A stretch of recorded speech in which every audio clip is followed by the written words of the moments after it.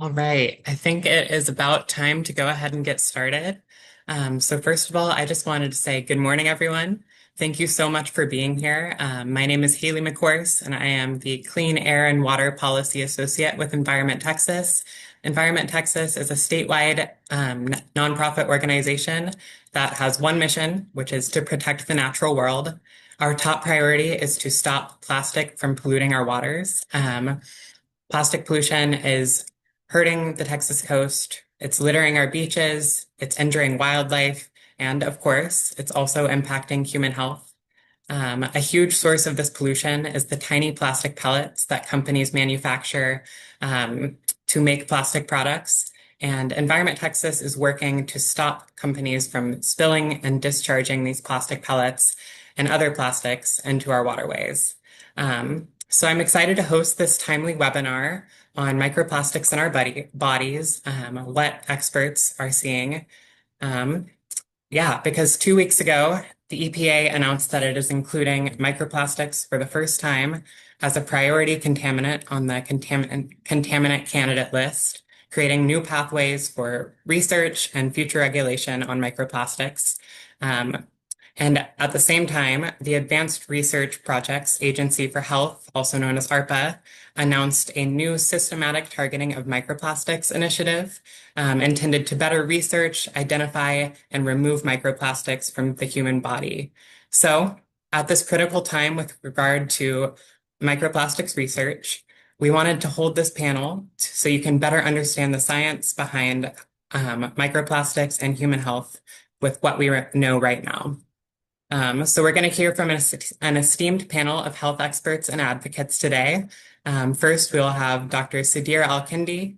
Dr. Sadir Al-Kindi is a cardiologist from Houston Methodist DeBakey Heart and Vascular Center and an associate professor of medicine at Weill Cornell Medicine. Dr. Al-Kindi has authored over 450 scientific papers and is a foremost expert on microplastics effects on the heart. Today, he will discuss links between microplastics and cardiometabolic disease. After that, we'll hear from Dr. Deborah Clegg. Dr. Clegg is a professor of internal medicine and the vice president for research at Texas Tech Health Sciences Center in El Paso. She is an expert in obesity, sex hormones, and metabolism with a specific interest in the interaction between nutrition and physiology. And today she'll discuss research about how microplastics impact human health and solutions needed at this time. And then after that, we're going to hear from two researchers from Texas A&M, Justin Smolin and Dr. Nicholas Perez. Justin is the assistant director for the Laboratory for Synthetic Biologic Interactions at Texas A&M, and Nick is an associate professor of geology and geophysics at A&M. Together, they authored a groundbreaking study on accurately identifying microplastics in our environment, which they will present today, because this is a crucial piece in understanding the dispersal and effects of microplastics in our environment and in our bodies. And then finally, we will hear from Ann Nelson, who is a health advocate and a mother who works with Moms Across America to educate and empower mothers and others to create healthy communities. And she will be discussing microplastics from the parental perspective and steps that we can take to reduce our exposure. So without further ado, I'm going to pass it along to Dr. Sadir Al-Kindi. Thank you so much. Thank you so much for the invitation to speak today. Haley, are you going to present the slides or should I share my slides? Yes, I'll pull them up right now. Yeah. All right, so I am a cardiologist. I practice cardiology, but I also direct our preventive and environmental prevention efforts within Houston Methodist. Houston Methodist has taken an interest in protecting our patients from environmental hazards, but also protecting the environment from healthcare impact. And this is very relevant to today's talk because healthcare is a major pollutant of the environment with respect to plastics and microplastics. So I want to preface this by saying that we don't know the full story yet, but what we know so far about the impacts of micro and nanoplastics is is sufficiently dangerous to warrant us to start to think more about this. And Haley, I think you're not in full screen mode, so it would be helpful if you.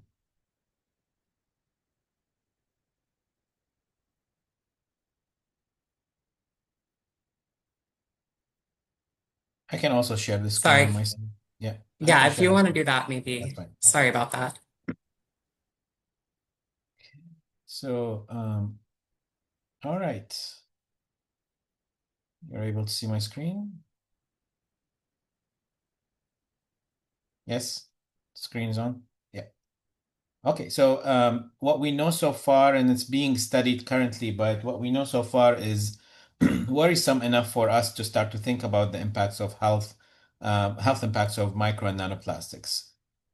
So what do we know about microplastics and nanoplastics? Microplastics are those particles that are abundant in the environment, unfortunately, these days, but they're between 1 micrometer to about 5 millimeter in size, so broad range of sizes. We also have nanoplastics, which are less than 1 micrometer. And the evidence thus far suggests that nanoplastics potentially are more harmful than microplastics, but that is a theme, cross-cutting theme across all environmental exposures that, especially with particles, smaller particles are more harmful than bigger particles.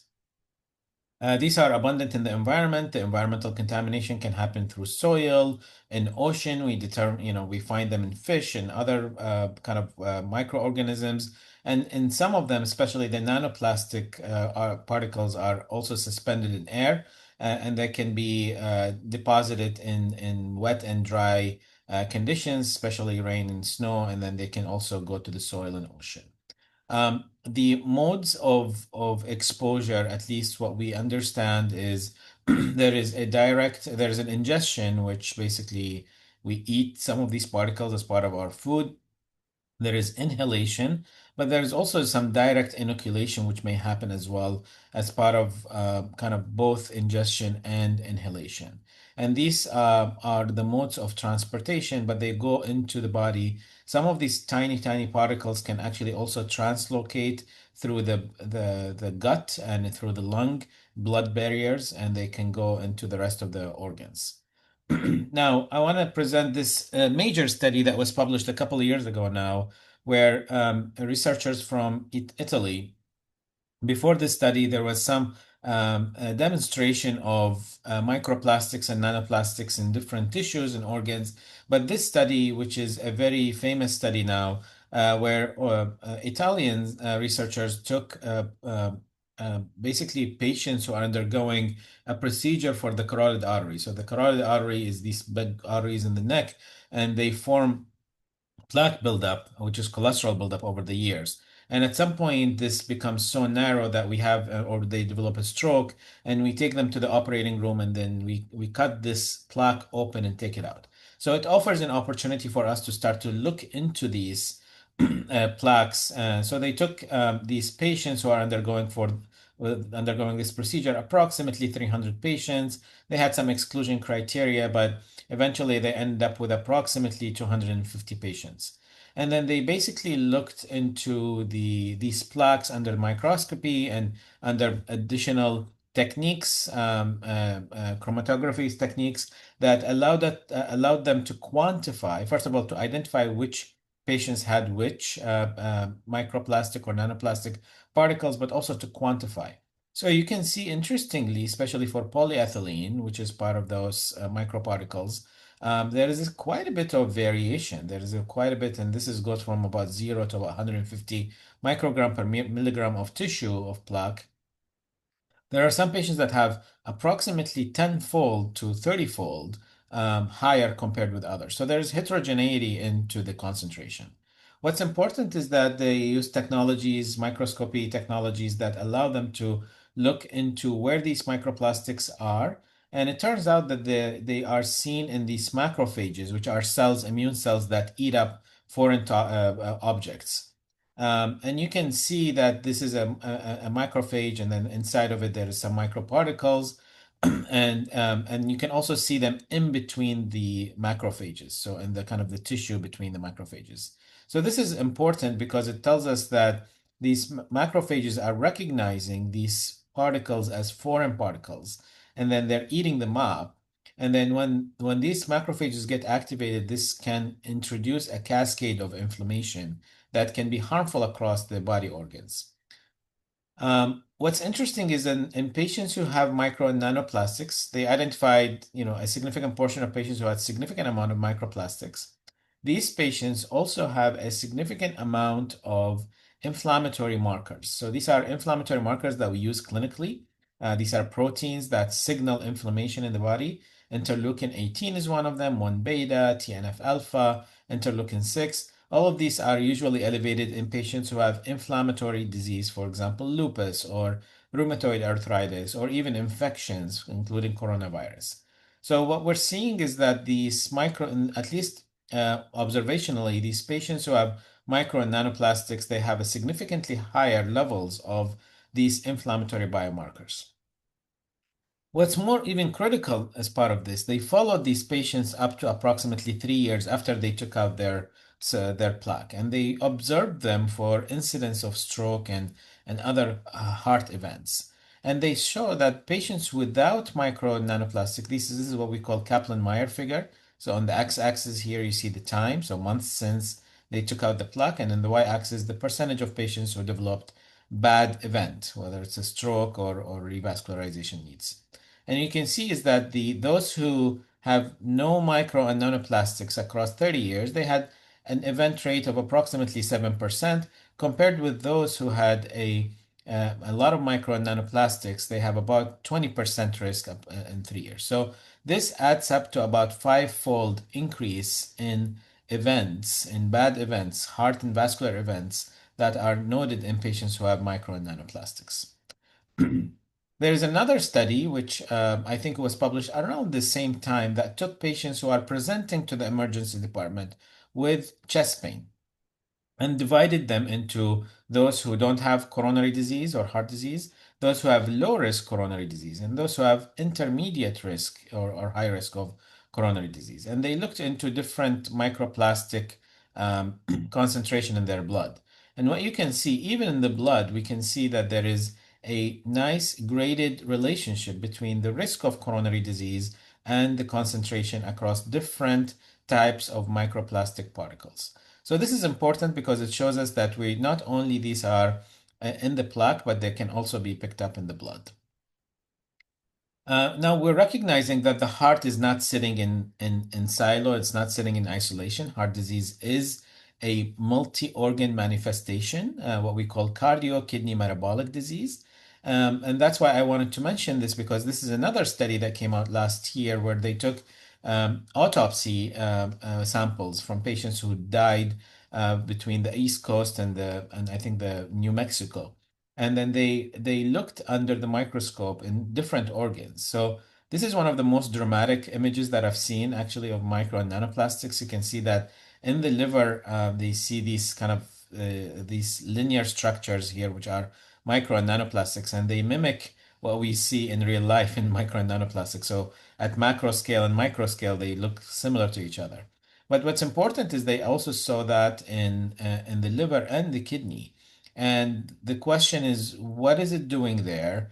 And what impact does it have on health? And that is not answered by this specific autopsy study, but now we recognize that we also see them in other organs, including brain organs.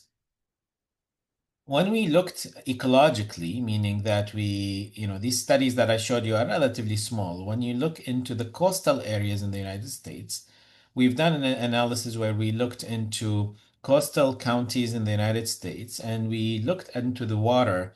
There is a model that can identify the concentration of microplastics in the ocean adjacent to these counties. And what we see is that counties that have very high concentration of microplastic in the water adjacent to them, in the ocean water adjacent to them. They have higher risk of type 2 diabetes. They have significantly higher risk of coronary disease. They have significantly higher risk of obesity as well. So this is another layer of data to suggest that in millions of patients that are living nearby oceans that have a lot of microplastics, they have a higher risk of coronary disease, type 2 diabetes, and kidney disease. And even after adjusting for a variety of things, we see some relationship between very high, high, and medium kind of correlation with respect to the dose response relationship.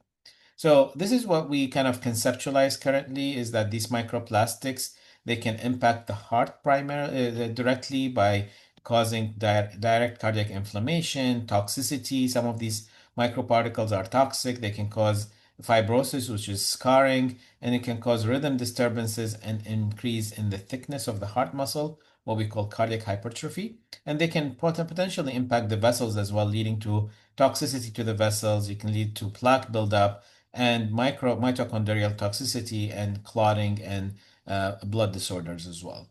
So I'll stop here and would love to hear from other panelists. Thank you.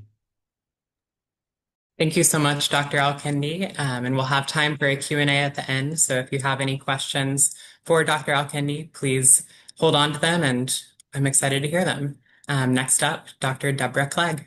Yes, and Haley, are you going to be able to share my slides for me? Yes, I've got Okay, it figured wonderful. out now. Okay. Sorry. All right, wonderful.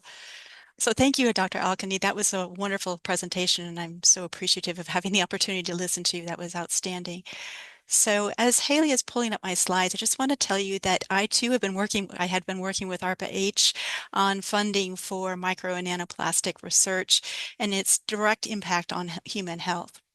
And so what I'm going to talk to you today about is what we know, what we don't know, and what we need to know with respect to the direct evidence of how these particles may impact human health. So next slide, please. And why are we even concerned about this? Well, we can all appreciate that we are getting exposed to these particles at increasing rates. There are many different types of documentation about this that, basically we were not exposed in the 1950s, and now we're just bombarded by all of these different types of small particles that may be very injurious to human health. And so these breakdown products, as Dr. Alkindi mentioned, from plastics, they undergo and probably are unrecognized potential danger to human health. They've been linked to a whole variety of different types of diseases, and you can imagine that those individuals who were exposed at a very young age may have increasing exponentially diseases related to their exposure to the microplastics. But what's really needed is that the human health impact of micro and nanoplastics needs to be however we interact with them, is we need to develop a cost-effective, evidence-based, transparently tracked, and effectively implemented and adequately financed health-based research program to determine the actual health impact of these micro and nanoplastics. So next slide, please. So as Dr. Alkindi mentioned, how do we get these microplastics inside our body? Well, it's through inhalation, as he mentioned. There's also now evidence to suggest that they also is dermal exposure, so just on your skin, as well as through ingesting. How does this impact our different body systems? Well, they've definitely been shown to have an impact on digestive health, reproductive health, central nervous system, the immune system, and the circulatory system, as we just heard. Next slide, please. So we've already identified how they get into the body. This is a slide that actually represents how much has been found in these different tissues. For example, in the liver, and I appreciate Sarah's reference to us about the new Nature paper with respect to the effect of the liver and the microplastics. But so this is just to indicate that micro and nanoplastics have been found in literally every tissue inside the human body. And this is just breaking down into the quantity that's found within these different types of tissues within the human body. Next slide, please. But is it the microplastics per se, or is it the hitchhikers on the microplastics that are causing human health problems? And what are we saying with respect to these hitchhikers? Well, it's known now that there are probably over 16,000 different chemicals that are added to the plastics during their production. These different additives can include bisphenol A, which we all might appreciate as being a potential carcinogen. There's actually a PFOA, PFAS, also lead. There's a whole bunch of different constituents that are actually added to the plastics to change the plastic characteristics. Then when the plastic's broken down, these particles are shed from the breakdown of the plastics, and it could be that these particles or these hitchhikers may also have their own impact on human health. And again, what we can appreciate is that those infants in the womb and young children who are exposed to these at higher levels may be especially at risk. And again, what we are also now being able to see is that all chronic diseases have have been linked or associated to microplastic exposure. Next slide, please. So what can we know and what do we definitively know about the human health impact of these micro and nanoplastics? Well, what we have right now is we have a lot of associations. We do not have a smoking gun. Do not have a piece of data at this moment that says microplastic A causes disease B. And the reason is that there's really no control group. All of us have been now exposed to micro and nanoplastics, which makes the scientific rigor or the evidence a little bit more challenging for us to be able to directly have that smoking gun. Additionally, we don't know whether it's the micro nanoplastics, although we can see these particles, or if it's the shedded particles, these hitchhikers, that are causing more problem. What we do know, though, is that we can find individuals, we can look at individuals and say, for example, that these shedding particles, a lot of people have them in their urine, they have them in their blood. So we know that we're exposed. But what the one piece of data that we're missing is this causative link that says microplastic A causes disease B in a human. We have a tremendous amount of data that have been done in animal models where we can directly see that exposure to a microplastic in an animal model will cause disease A or B. But that's the piece that we're missing in humans. And not only is there a problem with respect to no control group, but we can't knowingly expose any human to microplastics because we have a preponderance of evidence to suggest that they're harmful. So it's really difficult to figure out how to actually develop a human clinical trial. Next slide, please. Again, what we know is that we're exposed all the time. So what can we do? And I think that we're going to hear this from other panel members as well, is that we can reduce our overexposure. We can do that now without that smoking gun, without that causative piece. I think that's the best safe practice for us to employ to reduce our overall health incidence or health crisis potential incidence with exposure to the micro and nanoplastics. So we know that drinking out of styrofoam cups that are reheated multiple times, that's exposing us to a higher level of micro and nanoplastics. We know that those tea bags are a huge load of micro and nanoplastics because when you are putting a plastic and exposing it to heat, that's when these plastics are broken apart and then they can travel throughout our body. We also know that there are people who are at a higher risk, who live closer to landfills or who live closer to pollution, who might be at a much higher risk of overall exposure to the potential harmful effects of the micro and nanoplastics. Next slide, please. This is also, and I appreciate that Dr. Alkindi actually mentioned the kidney. This is actually a real world experiment that's going on right now. And I'm going to sort of set you through on the evidence. First, we know that there is direct causative data demonstrating in an animal model they're exposed to micro and nanoplastics and that there is an impact on the kidney. The kidney is one of the organs that actually helps release the microplastics out of our body. And so in these animals model experiments, they showed the animals, they gave them micro and nanoplastics in their diet, and they were able to demonstrate harmful effects on the kidney. So the question is that actually true in humans as well? And so there are now studies that are going on, specifically a human clinical trial that's funded by the National Institutes of Health to look at whether people who are exposed to dialysis, if you can think about it, dialysis, their blood, individuals who are on dialysis, their blood travels through a plastic tube. That plastic tube is highly flexible. It's lined with bisphenol A and other type of plastic coatings.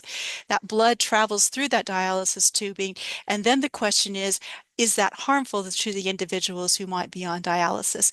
These are the types of questions that we can begin to ask. We already have a population who are exposed to a high level of plastics. We can begin to interrogate and learn more about what that exposure might be actually doing to these individuals with respect to their overall human health. Next slide, please. I know my time is wrapping up. So what do we know?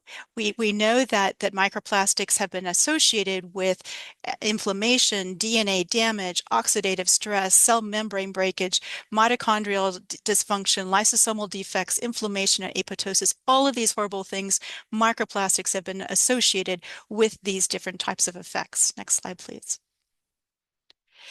So what do we need? What are the limitations? Well, we need transgenerational toxicity studies. We need to figure out the exact type of human clinical trials that we can set up to be able to directly have an impact between microplastic and disease in a human so that we can then utilize that information for policy change, which is absolutely needed at this point.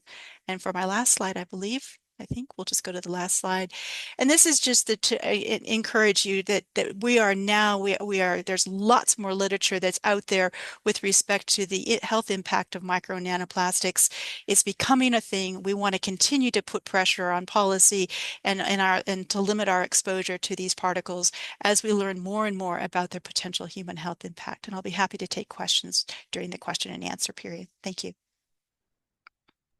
Thank you so much, Dr. Clegg. And next up, we have Nicholas Perez and Justin Smolin.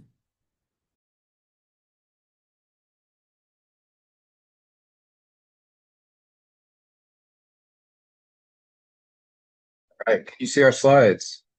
Is it a slideshow?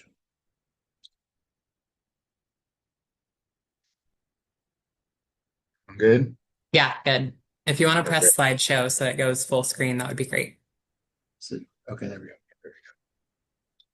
Okay, well, thanks to Environment Texas for having us and putting this panel together. Thanks to Dr. Al-Kindi and Dr. Clegg for those presentations. My name is Nick Perez. I'm an associate professor at Texas A&M University. I'm here with my colleague.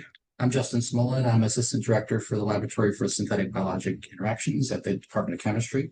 And we're here as part of a large interdisciplinary team with another colleague from A&M, John Casace-Connors, as well as Kurt Sundell at Idaho State University, and a number of students here at Texas A&M who are looking at how microplastics are dispersed in rivers. The previous presentations have shown us a lot about the health impacts, and so we're mirroring those things. And so we know that microplastics can have various contaminants adsorbed to their surface. They're pervasive throughout the environment, our bodies. And so what we want to present are some new procedures to analyze the concentration and the abundance and the types of microplastics found in the environment, which we think can be beneficial to studying human health impacts. So the reason that we need to do this is because trying to extract microplastics out of natural environmental samples is really challenging. And so we've developed a new method that's based on density separation, where we collect samples from rivers, we put them in this device where we can stir them up, letting the microplastics float out and eventually collect those and filter them out, effectively providing a high quality sample of microplastics found in the natural environment. This is important because if we don't figure out every single type and of microplastic in the environment, then the results that we generate from environmental studies will be biased. So it's really important that we have an effective way to separate these out.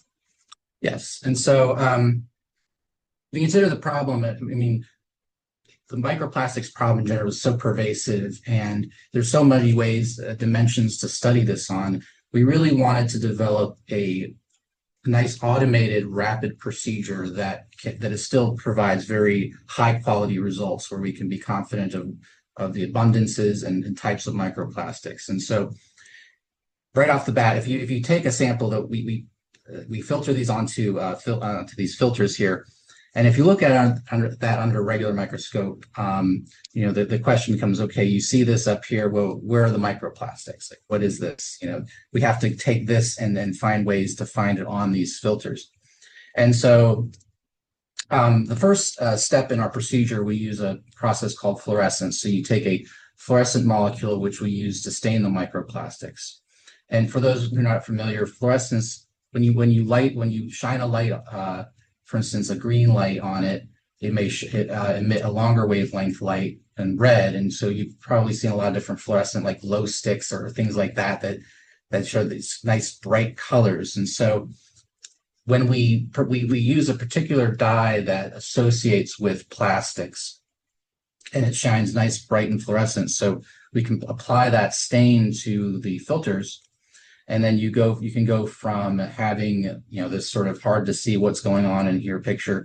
We switch to fluorescence, and the microplastics pop right out. You get very visually able to see them. However, fluorescence, I was going to say, so another cool aspect of the particular dye we use is that it actually kind of has different color effects depending on what type of microplastics. So we've looked at, here's some example images of polyethylene, polystyrene microplastics, polyester microplastics. And so there's a kind of a cool effect here. However, fluorescence on its own, there are other things that may fluoresce within these samples. It's good for initial detection of possible places where things that might be microplastics. By itself, though, there might be a possibility for false positives here. So we really need another analytical technique that's more rigorous. And for that, we're using infrared spectroscopy. And so infrared light interacts with bonds within a molecule. Specific wavelengths will absorb, while others will pass through the molecules. So as an example, you send in these different wavelengths of infrared light. Certain ones get absorbed and bonds vibrate, and you get transmission of the rest of the wavelengths. And so by measuring at many different wavelengths of infrared light, we can then create what are known as these FTIR spectra, or Fourier transform infrared spectra. So these spectra, essentially the task is to, you find these FTIR spectra within your samples. The task is now to match them to known microplastics or to known plastics. So we look for specific characteristic peaks typically, and traditionally this is done with either an expert who would evaluate the FTIR spectra, or with some kind of library matching algorithm. So you take an unknown sample and then you put it in through an algorithm that says, okay, this is the best match. There we go. We have a good pairing here. So with our methodology, we use an automated procedure that incorporates machine learning. And so I'll kind of walk through this whole process again. As Dr. Perez mentioned earlier, we use this initial stirring and flotation method to extract the microplastics that have floated. Part of that sample is then transferred to a filter, which we then stain with a fluorescent dye. We incubate that at 60 degrees Celsius for an hour, and then we can then place that sample onto our microscope. And so on the microscope, it first performs this fluorescence imaging. So we image across the entire filter. We find these spots on here that are fluorescently showing up, that are brightly and easy to see. It then applies a machine learning algorithm known as object detection, or we could think of it as particle detection. So this is automatic. This is opposed to using some individual who would be at the computer manually marking those spots. This is a very fully automated process where the computer finds the location of those individual particles. It then creates these bounding box areas where it thinks these might be microplastics. We then use that to map locations to then go in with the same microscope to perform micro FTIR imaging. So this is where it will go from spot to spot, and at each spot it will acquire a micro FTIR signal. And these can then be extracted and then analyzed downstream by another algorithm. And this is our recent publication on that. We applied a deep learning algorithm to take that FTIR data, and it pushes it through this deep learning model here. It then generates these similarity learning embeddings. Not to get too technical in here, but essentially it's creating a learned representation of the different microplastic spectra. And from that, you can match what type of microplastic it is. And we showed very high accuracy across a variety of different plastics, as shown over here in this figure here. So it was very successful at identifying different types of microplastics, but particularly, and this is, as anybody who's done this kind of research, this was very successful under these sort of high noise environments. When you're purifying these samples, you typically get a lot of background signal, a lot of other things that can contaminate your sample. And so this having models and methods that are able to work with real world samples is a big need right now as far as getting reliable data. And so the great thing about this is now that we have this incredibly reliable method to identify microplastics in environmental samples, we can start quantifying all the different types of plastics in different places. So there's a lot of data on here. These are different samples that we have mainly from the US, but also from South Africa, and we're working on samples from other parts of the world.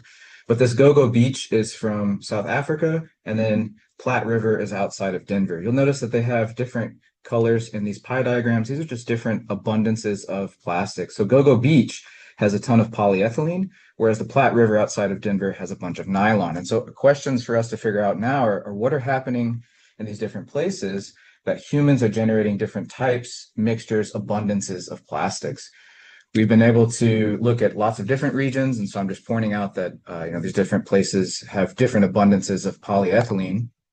We're applying different statistical tools to compare the similarity between different regions. And we're going to start working with human geographers to quantify human activities in these catchments.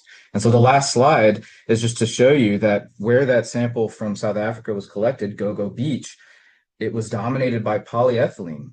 And so our approach is showing that this beach has a ton of polyethylene washing up on shore. And sure enough, a few years before the sample was collected, there was this important spill that spilled a bunch of polyethylene nurdles offshore. So it seems to be working really well. And so with that, that's all we've got. And so thank you again for having us. Looking forward to questions later. Yeah, thank you so much, y'all. That was super informative. And finally, we'll pass it to Ann Nelson with Moms Across America. And I'll get your slides up in 1 second. Okay, thank you. Thanks for having me today, Luke and Haley, for the invitation. And such an interesting presentation from all the esteemed presenters here. My name is Ann Nelson. I'm with Moms Across America movement. Our mission is championing policy and public servants that put children, health, safety, and America's future first. Moms Across America, the sister organization, focuses on education. We see a strong interest from moms with over 10 million views per month. I'm a mom of 2 adult children, grandchildren on the way soon. My passion is simple. How do we protect our kids' health? Today, I'm going to touch on 3 items.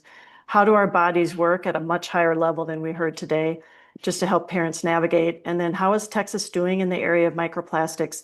And a quick, easy, cheap litmus test. So to start out, I want you to remember maybe a game that you've all played. I'll have you back up a minute, Haley, that might be, yeah. And that is the game of Scrabble. I'll have you take a look at my screen for a minute, if you can focus in on that. But the things we eat, drink, breathe, and put on our skin all puts various things into our bodies, as we've learned today. Once inside, things get moved into 2 buckets to make it easy to think about. One bucket is nutrients needed for fueling our organs and our bodies to work. The other bucket is unwanted items. So for example, when we eat food, it breaks down into nutrients like vitamin A, C, E, and B vitamins. These Scrabble tiles represent things that are in our stomach, making their way into our bloodstream to give our organs the fuel they need. If we look at the next slide, the liver holds up their auction sign every day saying this is what we need to function. I'll have you move to the liver slide, Kaylee. It needs a ton of B vitamins, CoQ10, vitamin C, glycine, taurine. The green boxes show various food sources that provide those nutrients. We'll get that up here. There it is. In the meantime, the brain is doing the same thing with the oxygen in our bodies. It's holding up a sign saying, I need omegas, I need B vitamins. The thyroid's holding up their side. The other thing that happens in this Scrabble game we have going on is that things come into our bodies that we don't want, the unwanted items like toxins, toxicants, microplastics that we heard about today. Plastics can be made up over 16,000 chemicals, as Dr. Clegg said. It comes through our skin, in our clothes like leggings. Simple handling of BPA-coated receipts adds a plethora of endocrine disruptors into our system. All of a sudden, our body has to deal with these toxins or chemicals. If we take a look back at me, Haley, these chemicals, I would say, I loved what Dr. Clegg said. She called them hitchhikers. I would suggest we think about them also as termites. So if we look at my slide or my area here, these are actually microplastics. And what happens is every day when we're eating and doing things, we talked about wearing leggings, having coffee, having tea bags, these toxins get into our system. And they go to every area of our body, as mentioned today. They don't sit idle. They are creating chaos. So the next slide, let's take a look at why microplastics go in our body. And this has been talked about, so I'll just very briefly mention. They can go to the brain. Micro and nanoplastics have been found in human placentas, semen, amniotic fluid, breast milk. BPA and PFAS hack our hormones. Endocrine disruptors cause issues with fertility, sperm count, carrying a baby through to full term. This was a big focus on the documentary, The Plastic Detox. Microplastics can cross the blood-brain barrier. So the Scrabble game in auction happens every day. Some of us have a big pile in the nutrient area. We've done a good job with protein, nutrients, and our organs are happy and nourished. Some of us have a big pile in the toxin area due to regular routine exposure. We have nutrient depletion and negative health problems can develop. If the nutrient pile is the biggest, we are likely to be building health. If the toxin pile is biggest, we have the unwanted areas the biggest, we're likely building disease. So let's go to the next slide. Dr. Shanna Swan, a leading environmental and reproductive epidemiologist, has spent decades researching environmental health impacts. She's published over more than 200 scientific papers. She's been on Joe Rogan twice with a recent visit in the last few weeks and had a leadership role in the documentary, The Plastic Detox. Dr. Swan states that these chemicals found in microplastics are like stealth fighters. They come under the radar, we're not aware of them, they invade our bodies, and they harm quietly and persistently. And we've heard some of that message today. Microplastics have become a part of our regular toxic load. Go to the next slide. Actually, go to the one, yeah, that one right there. And I know you can't read this, but Dr. Swan, I'll explain it in a minute. Dr. Swan makes another notable statement. This is actually from the documentary. She says, people think the government may be protecting them against harms in our collective environment. Many times they are not. So the purpose of this slide is to show the difference in approaches and protections. There's a huge incongruency. On the left-hand side, that little black rectangle represents the United States and the chemicals found in personal care products. There's about 9 chemicals banned. So these are the banning of certain chemicals. The other black rectangular box is the EU. The chemicals banned in personal care products in the EU is approximately 1,100. The EU is putting the burden of proof on the company. Prove it is safe before you can have market access. The US seems to be having a different approach. Many chemicals have been grandfathered in. The burden of proof often falls on the consumer to say, let's show things aren't working well, are causing harm before they're put on a banned list.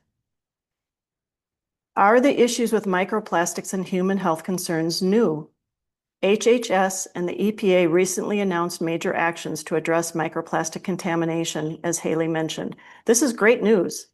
However, if you do a quick search on PubMed, under microplastics and human health, you will see over 4,400 studies pop up.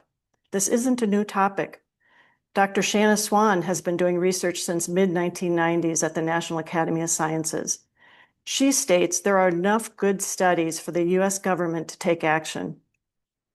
And as Dr. Clegg said, policy change is absolutely needed. So we'll go to the fishbowl slide. Here we are. So here's a question. When you were young, did you have pet fish? Many of us did. Both of my kids did. What happens if the fishbowl doesn't get cleaned regularly? It would get filthy, and the environment around that fish would eventually become a hardship. And eventually, if it's not cleaned over time, it could cause the death of the fish. So the point in putting this picture up here is we have to manage our individual fish bowls, right? And we have to manage our collective fishbowl. So how is our Texas fishbowl looking when we look at our goal around health?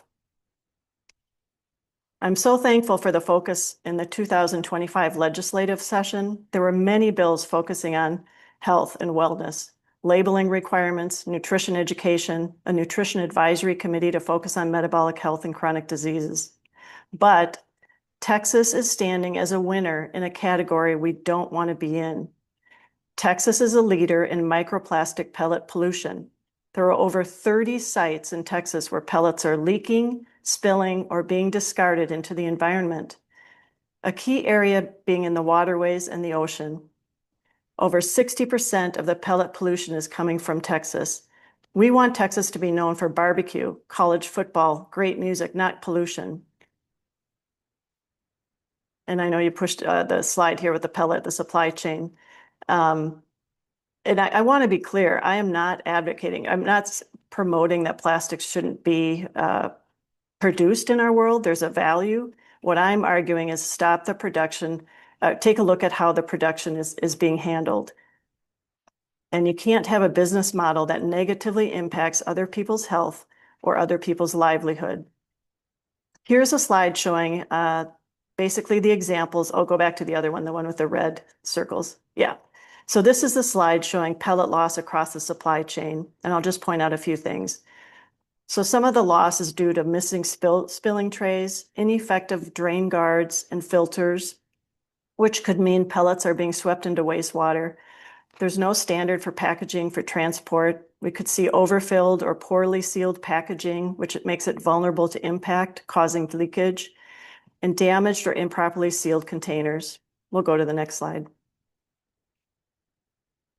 So here's a slide showing reasonable expectations for businesses operating in Texas. Let's have state legislation based on the supply chain. Let's implement pellet prevention measures. Looking at pipes and leak points could be checked regularly.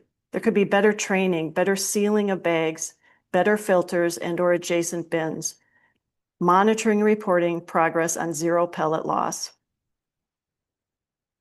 So we'll stick here for a minute. So Texas, under Governor Abbott, saw the largest influx of new companies in 2021 with 79 businesses relocating to Texas. This is great for a vibrant economy. I'm thankful for it. When those 79 companies came to Texas, it was under the expectation to operate within existing laws that take into account and value Texans' health and well-being. So let's go to the next slide. So this is a current issue. This article was dated March 17th, 2026, authored by Haley McCourse, who's with us today. Highlights are the following. The state of Texas is suing Dow Chemical for illegally discharging plastic pellets into Texas waterways near Seadrift. Just before, and this is an important point, just before the lawsuit was filed, Dow asked state regulators to change its wastewater permit so they could dump pellets into those same waters. They just wanted to remove the illegal part. In essence, they are looking to move the goalpost and operate the same. This move by Dow is telling. They are seemingly sidestepping any attempt to make our collective Texas fishbowl less filthy. If this is their mindset and they are persuasive with our state legislators, our collective Texas bowl will become filthier and filthier, and it'll become a greater hardship on all of our health. I haven't touched on the other industries affected by the pellet pollution today due to time. There are many great people and other organizations working hard to call attention to this matter. We as Texans need to ensure that smart regulations are implemented. So just finishing up, I want to point out a few things. I am here because I care about kids, my future grandkids, and I care about Texas. And for thousands of years, moms have demonstrated a keen mother's instinct. I'd like to refer to that today's age as mom's AI. So let's use mom's AI and put a prompt in there. Is this situation with Texas ranking as a leader in microplastic pellet pollution, all right for Texans? And mom's AI says it's not all right, it's not all right, it's not all right. So what can you do on this last slide? And this is where we really need some help. Take a minute now to go to the Environment Texas website, and there's a box all ready for all of us to tell Governor Abbott to take action on plastic pellet pollution and enact a zero discharge standard. Tell Governor Abbott to create a task force on microplastics and human health. Tell state legislators to support the Microplastic Safety Act.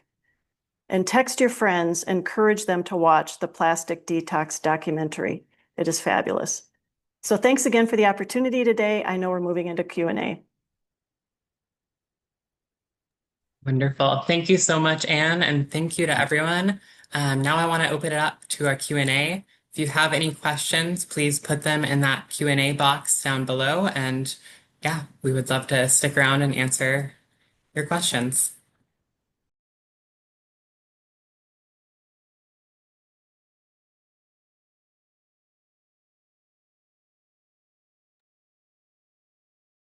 All right, I'm seeing from Sarah, what are the organizations actively lobbying Congress on this issue? We'd like to join their efforts. We need to flood Congress and all 50 state legislatures.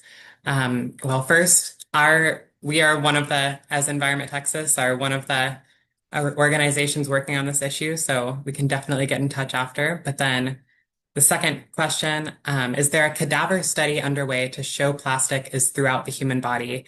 And I'll open that up to some of the doctors in the room.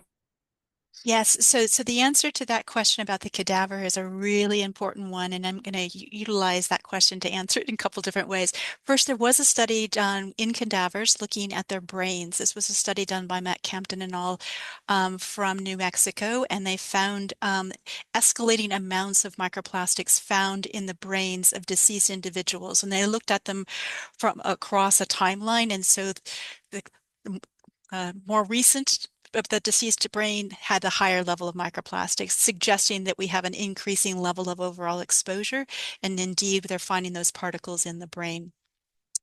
But I think probably also the people who were, Nicholas and you guys, it's really challenging to look at microplastics in tissues, in human tissues. And so I think that's where I was so impressed with what you guys are trying to do. That becomes somewhat of a challenge. And so I don't know if you guys would like to respond to that as well.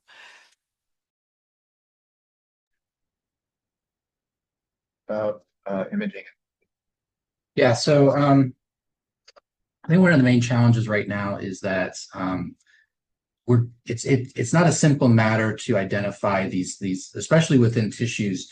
There's a major concern that a lot of them are on the very small end of the scale, so like smaller than a micron, so way smaller than the width of a human hair, down into what we call the nano scale size. So we're trying to find essentially a needle in a haystack, and there are a variety of proposed methods, but at the moment, I would say there's no single good method to address, the problem of trying to identify micro and nanoplastics in biological tissues. There are some methods people have used in the literature.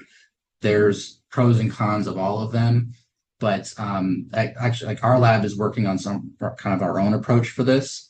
But each type of sample, like we presented earlier on from environmental samples,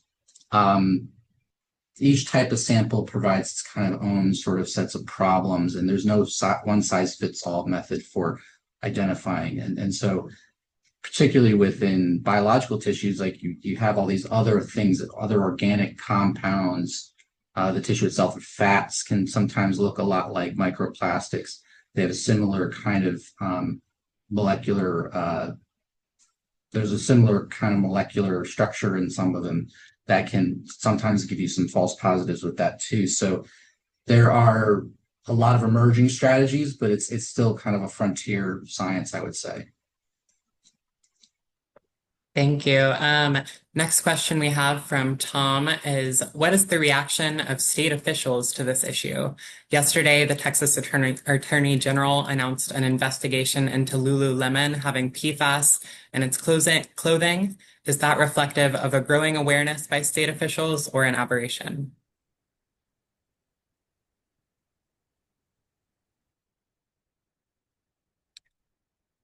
I mean, I can take that from our angle. Yeah, that is an interesting question. It seems to be mixed results, and picking and choosing in some circumstances with regards to what the Texas Attorney General is focusing on. Obviously, they did sue Dow for their plastic pellet pollution. So we know that there is some interest there. But it's unclear how across the board these actions are going to be rather than one-off investigations into specific companies. I'm going to add to that, as it might seem a little off target, but I think it might be. So there was a microplastics meeting, a human health and microplastics meeting that was held in Santa Fe in mid-January. And I was able to attend, and what was quite striking was that there were a lot of people that you wouldn't necessarily expect. There were lobbyists there. There were people from different companies, the gas companies, all of these individuals who might be at the end of the litigation side of microplastics, who are actually exposing us to the microplastics. They were all there seeking for information about how much is the human literature, how much are we certain of what that actually is saying. And so I think that they're starting to be concerned. They're hearing that there are problems, and so I think that it's all a matter of learning more, and I think they're actively learning more as we go along. Yeah, thank you. And then for Dr. Alkindi, regarding this study, looking at populations near coasts, is there information on the path of microplastics from ocean water into our bodies, or those living nearby? Is it fish, air, swimming? Yeah, no, but good question. We don't know. This is a very primitive study looking ecologically at just, we cannot say that this is microplastics causing this. All we're saying is that people who live near oceans that have high microplastic concentrations have higher risk of disease X and Y and Z. So it's by no means causal or anything. It's just, it's an interesting kind of correlation analysis. So we have no idea how is it getting there. Is it even causal or is it just an associated thing? Great, yeah, thank you. And then one that I'll open up for the whole group from Alan. What foods are highest in microplastics? Are there studies on microplastics in our foods? And should we be concerned about water desalination processes that use reverse osmosis with lots of plastic? I can tell you of one study that I know that I found really interesting. This was actually done in Japan, where they actually looked at individuals who were eating fast foods, because the fast foods then would be hot, and then when they're put into a plastic container, they would be exposed to perhaps breaking down the plastics. They found individuals who ate the highest amount of fast foods had the highest amount of microplastics in their feces, and had, also gut inflammation and the like. So I think that just shows that we're beginning to have sort of that smoking gun. We're actually able to put cause A to cause B. But as far as the highest food, I think it has more to do with when the food touches something that's warm or that is heated. That to me is when the microplastics are released into the food that we're consuming. Yeah, and generally for reverse osmosis, I think it's the opposite actually. I think it's because the pores that are used usually in reverse osmosis are very, very tiny, tinier than most of the nanoplastics that we study. So I would suggest that nobody knows for sure, but at least theoretically, the reverse osmosis methodology should take care of at least reduce the amount of microplastics in the water. Briefly comment on microplastics in foods. I'm not sure which food necessarily has the highest, but I'd like to highlight an article from one of our colleagues here in the soil science department, Dr. Felipe Berto. So in 2020, he and co-authors in Science of the Total Environment showed that corn, maize is absorbing microplastics as it's growing. So this is being demonstrated in lots of different food types. So hopefully that helps. Justin may have some. Yeah, so yeah, I think in general though, this kind of highlights back to what we mentioned in the talk, is that there's a lot more studying that needs to be done in general, and that's partly why there needs to be these sort of more automated, high throughput processes to analyze microplastics. I'm involved with another researcher here at Texas A&M, Dr. Georgia Lane, and we're studying microplastic uptake into agricultural meats, pig and cow. But there has been a number of study on seafoods, particularly like mussels, other sources. So they've discovered a lot of that. But there just needs to be a lot more research done to really characterize. It's kind of scattershot as it is right now. All right. Well, I think we are out of time. So I just want to give a big round of applause to our panelists again. Thank you so much for being here. Really appreciate it. And yeah, we will be sending out recordings of this webinar to everyone who attended. So look out for those and please share with your friends if they're interested. And then one final note, today, a coalition of about 100 doctors will be delivering a letter to Greg Abbott calling for him to create a task force against microplastics and to put a stop to the plastic pellet pollution that is going on in our state. So if you know any doctors, if you have anyone who would be interested in joining that at the last minute, please let us know and keep an eye out for that. So yeah, just one last thank you so much for joining, and yeah, we really appreciate you all being here. Thank you. Thank you.